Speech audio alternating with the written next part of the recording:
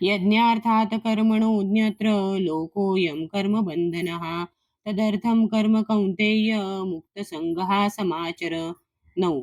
यज्ञ अर्थात केवळ यज्ञासाठी किंवा श्री विष्णूंसाठी, कर्मणः कर्मापेक्षा, अन्यत्र नाही तर, लोकः लोकः जग, अयम या, कर्मबंधनः कर्मबंधन, तत त्यांचे, अर्थम त्यांच्यासाठी, कर्म कौंतेय हे कौंतेया, मुक्त संघातून मुक्त, समाचर उत्तम रीतीने कर. श्री विष्णूंप्रित्यर्थ यज्ञ म्हणून कर्म केले पाहिजे, नाहीतर कर्म हे या भौतिक जगामध्ये बंधनास कारणीभूत ठरते. म्हणून हे कौंतेया, तू आपल्या नियतकर्मांचे पालन श्री विष्णूंच्या संतोषार्थ कर आणि या प्रकारे तू नेहमी कर्मबंधनातून मुक्त राहशील.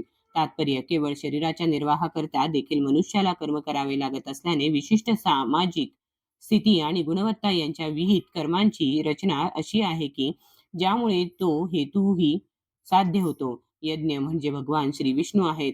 सर्व यज्ञ कर्मेही श्री विष्णूंच्या संतोषाप्रित्यर्थच असतात. वेद सांगतात की यज्ञो वै विष्णू.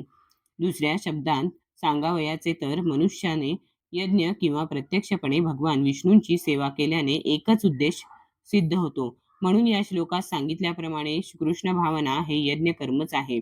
श्री विष्णूंना संतुष्ट करणे हेच वर्णाश्रम धर्माचे ध्येय आहे. वर्णाश्रमाचारवता पुरुषेण परहा पुमान विष्णुराराध्यते. विष्णू पुराण 3.8.8. म्हणून मनुष्याने श्री विष्णूंच्या संतोषाप्रित्यर्थ कर्म केले पाहिजे.